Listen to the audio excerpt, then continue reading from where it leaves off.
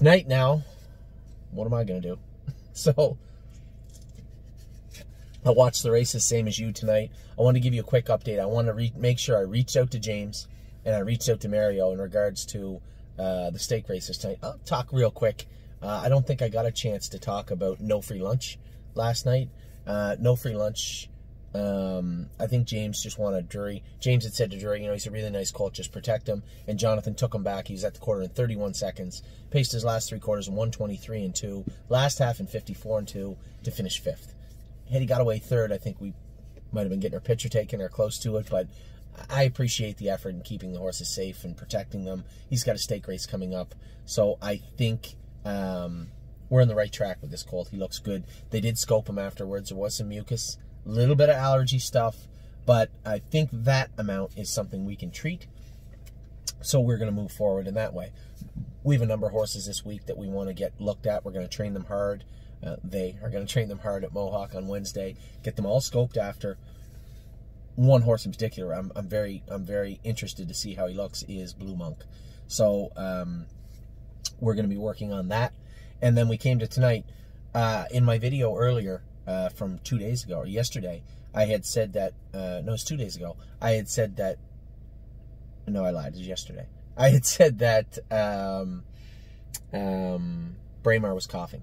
So I said to James, James said, I took his temperature twice. He ate all his breakfast, all his lunch. He does not seem sick at all to me. I said, okay, you're there. I'm not. Tell you what we'll do. You take him to Georgian. If he so much as sneezes in the warm-up or anywhere in the paddock at any point, pull the harness off him, scratch him, and bring him home.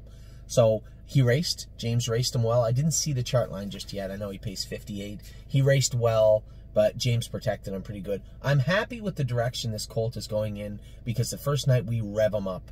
I want to see what he can do, but he's not there yet. He's not ready. And I don't care if he didn't cough today. He did cough 2 days ago, and it wasn't just, oh, well, there was some sawdust in the corner and I coughed. Maybe a little something going on there, but he finished up rather well tonight and looked good. Now, Warrawee Welcome, I was so pumped because she qualified. We changed her shoes. Here's the scoop. I'll give you the whole scoop with Warrawee Welcome.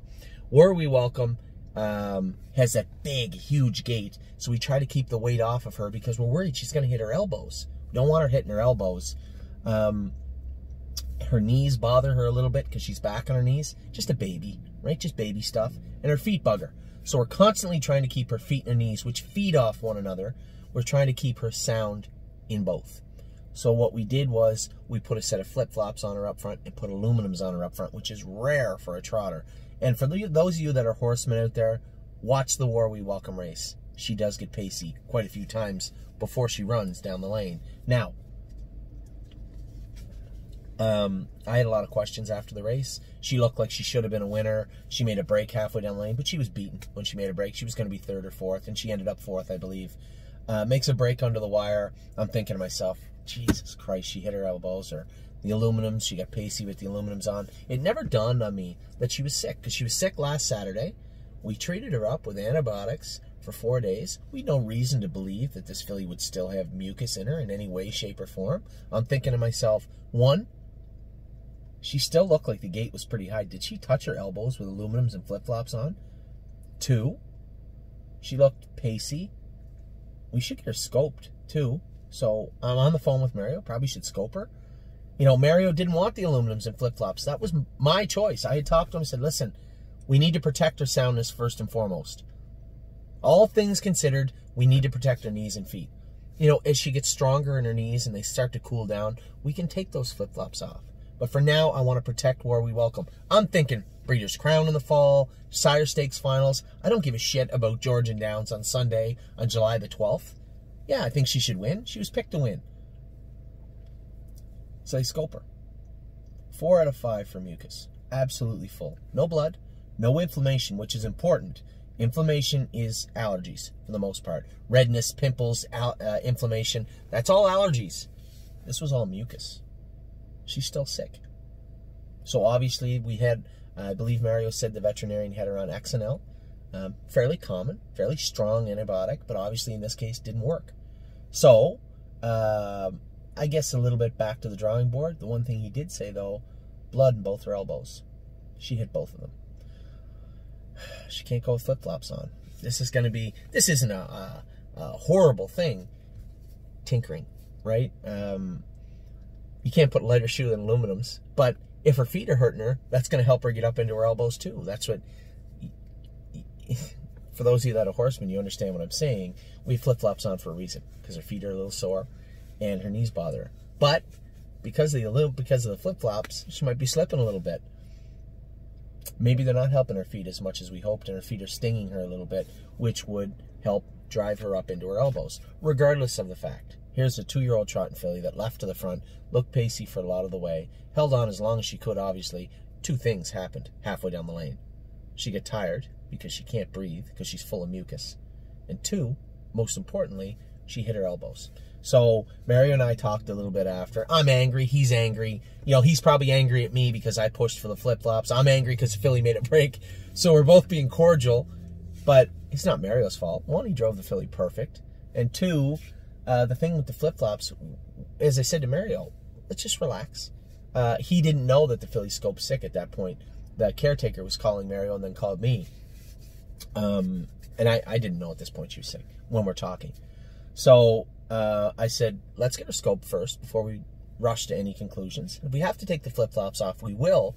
Just be warned, it's going to be much more difficult to keep her feet good without the flip-flops on. I don't think razor pads are the way to go. I think she's got that gait that she's going to slip with razor pads on. So what we may have to do is just jog her all week with flip-flops on and slide a little set of full swedges on her, maybe with a little borium to help her with these deeper tracks. A little bit of borium and full swedges on her on race day. I hate shoeing horses on race day. In this case, just remove the flip-flops, slide on the full swedges. I think that's the way Mario was kind of leaning towards it. I can't disagree with him. He might be right.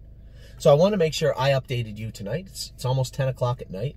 The filly was 4th, made a break halfway down the lane, but when you factor in her airway is full of mucus, pretty incredible mile, and then factor in that she was also hitting her elbows. You draw blood on both your elbows, she didn't hit them once. You know, she was picking at them pretty good. Slow down the video.